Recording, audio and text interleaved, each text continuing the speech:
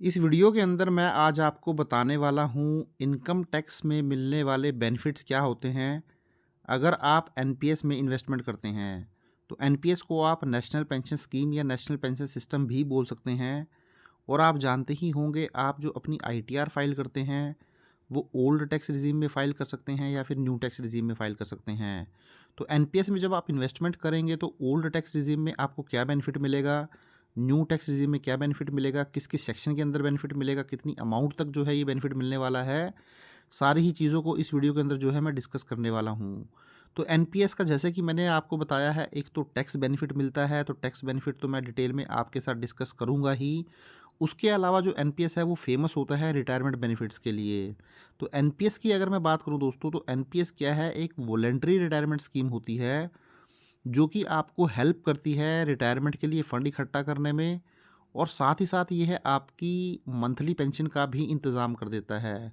तो जो NPS investment है ये बहुत ही एक फ़ेमस इन्वेस्टमेंट है और बहुत ज़्यादा लोग जो है इसके अंदर इंटरेस्टेड रहते हैं इन्वेस्टमेंट करने के लिए। तो देखिए, आगे हम बढ़ते हैं, कुछ फ़ीचर मैं इसके आपको बताता हूँ। उसके बाद मैं शुरू करूँगा कि किस-किस सेक्शन के अंदर आपको बेनिफिट मिलेगा। तो सबसे पहला फ़ीचर तो देखिए यही है, कोई भी इंडियन सिटीज़न, चाहे वो रेज़िडेंट ऑफ इंडिया हो, चाहे फिर नॉन रेज़िडेंट इंडियन हो, अगर उसकी एज 18 से 70 ईयर के बीच में है तो वो जो है एनपीएस के अंदर एंटर कर सकता है। इसी तरीके से देखिए, यहाँ पर जो लॉक इन पीरियड होता है 60 ईयर का होता है। वहीं ऐसा नहीं है कि 60 ईयर के बाद ही आप विड्रॉ करा पाएंगे, आप पार्शियल विड्रॉल भी इससे कर सकते हैं।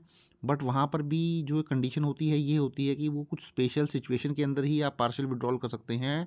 जैसे मैंने यहाँ पर एक एग्जांपल आपको दिया है, अगर आपके चिल्ड्रन की हायर एजुकेशन है तो उसके लिए आप पैसा विड्रॉल कर सकते हैं। बट यहाँ पर भी मिनिमम 5 ईयर के लिए तो आपको इन्वेस्टेड रहना ही पड़ेगा, उसके बाद जो है आप विड्रॉल कर पाएंगे। और फाइनली मोस्ट इंपॉर्टेंट पॉइंट देखिए दोस्तों, यहाँ पर जो बेनिफिट आपको मिलते हैं टैक्स के एनपीएस में, वो केवल और केवल तब मिलते हैं जब आप इन्वेस्टमेंट करते हैं टीयर वन अकाउंट के अंदर। तो एनपीएस के अंदर आप टीयर वन और टीयर टू दोनों ही अकाउंट के अंदर इन्वेस्टमेंट कर सकते हैं। बट अगर अगर आप चाहते हैं कि आपको इनकम टैक्स के अंदर टैक्स की सेविंग हो, तो उस पर्पज़ से अगर आप इन्वेस्टमेंट करना चाहते हैं तो आप हमेशा ध्यान रखें, केवल टीयर वन अकाउंट के अंदर ही इन्वेस्टमेंट करें, क्योंकि यहीं पर आपको इनकम टैक्स के बेनिफिट मिलते हैं। और जो अदर बेनिफिट हैं, जो भी आप इन्वेस्टमेंट कर रहे हैं उसके ऊपर जो भी आपको आप अर्न करते हैं या जो भी आपका एक फ़ंड जो है क्रिएट होता है वो तो होता ही होता है। बट इनकम टैक्स का बेनिफिट केवल जो है टीयर वन में ही मिलता है। टीयर टू में अगर आप जाएँगे तो वहाँ पर इनकम टैक्स का बेनिफिट जो है नहीं मिलने वाला है। तो यहाँ पर देखिए, जो 3 सेक्शन है इनकम टैक्स में बेनिफिट लेने के लिए, ये तीनों ही सेक्शन को हम डिस्कस करेंगे। सबसे पहला मेरा सेक्शन है 80 सीसीडी 1, सेकंड मेरा सेक्शन है 80 सीसीडी 2 और थर्ड मेरा सेक्शन है 80 सीसीडी 1 बी। तो इन तीनों ही सेक्शन को हम डिटेल में डिस्कस करेंगे और आपको मैं बताऊंगा कि कौन सी टैक्स रिजीम में आपको किस सेक्शन के अंदर कितनी अमाउंट का बेनिफिट मिलेगा। तो चलिए सबसे पहले हम डिस्कस कर लेते हैं 80 सीसीडी 1 के बारे में। तो देखिए दोस्तों, 80 सीसीडी 1 की जब मैं बात करता हूँ तो यहाँ पर अगर आप एक एम्प्लॉय और एम्प्लॉयर रिलेशनशिप में हैं, मीन्स आप किसी कंपनी के एम्प्लॉय हैं, तो एज एन एम्प्लॉय आपको ये बेनिफिट जो है वो मिल जाता है। तो अगर आप किसी कंपनी में एम्प्लॉय हैं तो वहाँ पर अपनी सैलरी का जो कि बेसिक प्लस डीए होती है उसका 10% तक जो है कंट्रीब्यूशन कर सकते हैं। और 80 सीसीडी 1 के अंदर जो है 1.50 लाख तक का बेनिफिट जो है ले सकते हैं। और ये जो बेनिफिट मिलता है केवल और केवल ओल्ड टैक्स रिजीम में ही मिलता है, न्यू टैक्स रिजीम में ये बेनिफिट आपको नहीं दिया जाता है। बट जो एक इंपॉर्टेंट पॉइंट है यहाँ ध्यान रखने वाला, देखिए मैंने यहाँ पर जो ग्रीन कलर से लिख दिया है, this section is part of 80C। तो कहने का मतलब ये है कि अगर 80C के अंदर, जैसा कि आप जानते हैं 80C भी एक बहुत ही फेमस सेक्शन है जहाँ पर आप 1.50 लाख तक का बेनिफिट क्लेम कर लेते हैं। अगर आप पीपीएफ हो गया, एम्प्लॉय प्रोविडेंट फंड हो गया, बच्चों की ट्यूशन फीस हो गई, होम लोन प्रिंसिपल हो गया, सुकन्या समृद्धि योजना हो गई, इस तरीके से बहुत सारे सेक्शंस के अंदर वहाँ पर आप इन्वेस्टमेंट करते हैं, बहुत सारी इन्वेस्टमेंट स्कीम्स के अंदर इन्वेस्टमेंट करते हैं। 5 ईयर एफडी हो गई।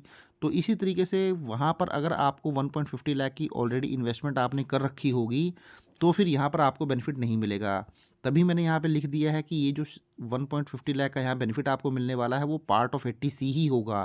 तो 80C के अंदर अगर आप इन्वेस्टमेंट नहीं करते हैं कुछ भी और 80 सीसीडी 1 के अंदर कर लेते हैं, फिर तो आपके लिए बेनिफिट रहेगा, फिर आपको ये जो है डिडक्शन मिल जाएगी। बट अगर आपने ऑलरेडी ही 80C के अंदर 1.50 लाख की इन्वेस्टमेंट करी हुई है तो फिर यहाँ पर आपको कोई भी इनकम टैक्स के अंदर बेनिफिट नहीं मिलेगा। दूसरा सेक्शन में देखिए डिस्कस करते हैं। तो दूसरा भी दोस्तों सेक्शन 80 सीसीडी 1 ही रहने वाला है। तो दोनों सेम ही सेक्शन है, बट ऊपर वाले सेक्शन में देखिए मैंने एम्प्लॉय वर्ड यूज़ किया था। 80CCD1 के अंदर मैं एक ऐसा पर्सन की बात कर रहा हूँ जो कि एम्प्लॉय नहीं है। तो यहाँ पर एक ऐसा पर्सन भी इन्वेस्टमेंट कर सकता है जो कि जॉब में नहीं होता है। तो जो जॉब में होता है वो तो मैंने आपको ऊपर बता दिया कि 10% ऑफ बेसिक प्लस डीए का कंट्रीब्यूशन कर सकता है। बट अगर आप जॉब में नहीं हैं, कोई अपना काम करते हैं या कुछ भी आप जो है कोई भी आपकी इनकम हो, तब भी आप 80CCD1 का बेनिफिट जो है ले सकते हैं। तो यहाँ पर जो आपको एनपीएस के अंदर कंट्रीब्यूशन करना पड़ेगा, वो कंट्रीब्यूशन करना पड़ेगा 20% ऑफ ग्रॉस टोटल इनकम। तो जो भी आपकी ग्रॉस टोटल इनकम होगी, अब ग्रॉस टोटल इनकम में आपकी सपोज़ करें कोई हाउस प्रॉपर्टीज़ इनकम आती है वो आ जाएगी, कोई कैपिटल गेन आपको हो गया, कोई बिज़नेस की आपकी इनकम है, प्रोफेशनल है वो इनकम आ जाएगी आपकी, बैंक का इंटरेस्ट आ जाएगा, कोई डिविडेंड आता है वो आ जाएगा। मीन्स सैलरी के अलावा अगर कोई भी आपकी इनकम है तो वो सारी इनकम को जोड़ लेंगे और उसके मैक्सिमम 20% तक आप कंट्रीब्यूशन जो है वो कर सकते हैं। तो यहाँ पर भी सेम वही सिचुएशन है, इसका बेनिफिट केवल ओल्ड टैक्स रिजीम में ही मिलेगा और यहाँ पर भी 80C में जो 1.50 लाख की लिमिट है उसको कंसिडर किया जाएगा, उससे ज़्यादा बेनिफिट आपको यहाँ पर भी नहीं मिलने वाला है। वहीं अगर मैं नेक्स्ट की बात करूँ दोस्तों तो 80CCD2, तो 80CCD2 के अंदर क्या होता है कि जो मैंने आपको बताया था फर्स्ट पॉइंट में, 80CCD1 में अगर आप किसी कंपनी के अंदर एम्प्लॉई हैं तो एम्प्लॉई का जो कंट्रीब्यूशन है वो 80CCD1 के अंदर आ जाता है और जो एम्प्लॉयर का कंट्रीब्यूशन होता है वो सेक्शन 80CCD2 के अंदर आ जाता है। तो अगर आप एक ऐसे एम्प्लॉई हैं जो कि अदर देन गवर्नमेंट एम्प्लॉई हैं तो उस केस में जो मैक्सिमम कंट्रीब्यूशन किया जाता है एम्प्लॉयर के द्वारा वो किया जाता है 10% ऑफ बेसिक प्लस डीए। वहीं अगर आप एक गवर्नमेंट एम्प्लॉई हैं, चाहे आप स्टेट गवर्नमेंट एम्प्लॉई हो चाहे आप सेंट्रल गवर्नमेंट एम्प्लॉई हो, तो उस केस में जो गवर्नमेंट है वो 14% ऑफ बेसिक प्लस डीए का जो है कंट्रीब्यूशन करती है। तो यहाँ पर एक इंटरेस्टिंग बात ये है कि यहाँ पर ये जो 80CCD2 के अंदर एम्प्लॉयर के द्वारा कंट्रीब्यूशन किया जाता है उसका पूरा ही बेनिफिट आपको दे दिया जाता है। मीन्स 80C में जो आपको 1.50 लाख का बेनिफिट मिल रहा था, जहाँ पर 80CCD1 को मिलाकर वो टोटल 1.50 लाख था, उसके ओवर एंड अबव आपको ये बेनिफिट जो है वो दिया जाता है। तो सपोज़ 80CCD1 और 80C में दोनों में मिला के आपने 1.50 ले लिया और यहाँ पर जो एम्प्लॉयर का कंट्रीब्यूशन है वो सपोज़ करें 1 लाख रुपीज़ पर एनम है, तो इस 1 लाख को जो है एक्स्ट्रा डिडक्शन आपको मिल जाएगी। बट यहाँ पर देखिए दोस्तों एक चीज़ आप ध्यान रखें, 80CCD2 के अंदर जो एम्प्लॉयर के द्वारा कंट्रीब्यूशन किया जाता है वो आपकी पार्ट ऑफ सैलरी माना जाता है। तो जब आपका एम्प्लॉयर आपको फॉर्म 16 इशू करता है तो उस फॉर्म 16 के अंदर अगर ये इनकम ऐड है तो वेल एंड गुड है, फिर तो आपको कुछ नहीं करना है, सिंपली आप नीचे जाकर अपनी इन्वेस्टमेंट जो 80CCD2 के अंदर एम्प्लॉयर कंट्रीब्यूशन है उसको लेस कर लेंगे। बट अगर उस फॉर्म 16 के अंदर इसको ऐड नहीं किया हुआ है तो फिर सेपरेटली आपको जो है इस कंट्रीब्यूशन से अपनी सैलरी को बढ़ाना पड़ेगा पहले। तो पहले सैलरी बढ़ाएँगे, उसके बाद जो है इसको नीचे 80CCD2 के अंदर जो है इस इन्वेस्टमेंट का बेनिफिट ले लेंगे, इसको लेस करवा लेंगे। तो इस तरीके से आपको ये करना है और इसका जो बेनिफिट है वो ओल्ड टैक्स रिजीम में भी मिलता है और न्यू टैक्स रिजीम में भी मिलता है। तो दोनों ही रिजीम के अंदर इस सेक्शन का बेनिफिट जो है वो दिया जाता है। अब हम लास्ट सेक्शन देख लेते हैं, तो लास्ट जो मेरा सेक्शन है वो है 80CCD1B। तो देखिए दोस्तों 80CCD1B जो है वो सेल्फ कंट्रीब्यूशन आप करते हैं, चाहे आप एक एम्प्लॉई हो या फिर आप एम्प्लॉई ना हो। मीन्स अगर आप एक एम्प्लॉई नहीं है, कुछ अपना काम करते हैं, तब भी आप यहाँ पर जो है कंट्रीब्यूशन कर सकते हैं सेक्शन 80CCD1B के अंदर और मैक्सिमम 50,000 तक का बेनिफिट ले सकते हैं। बट इस सेक्शन का बेनिफिट भी केवल और केवल ओल्ड टैक्स रिजीम में ही मिलता है, न्यू टैक्स रिजीम में किसी भी तरीके का बेनिफिट इसका नहीं मिलता है। तो कहने का मतलब ये है कि 80CCD1 को मैं ऐड कर लूँ, 80C को ऐड कर लूँ तो 1.50 लाख का बेनिफिट वो मिल जाएगा। इसके अलावा 80CCD1B के अंदर 50,000 का आपको एक्स्ट्रा बेनिफिट मिल जाएगा। तो इस तरीके से 2 लाख तक की डिडक्शन आप क्लेम कर लेंगे ओल्ड टैक्स रिजीम के अंदर।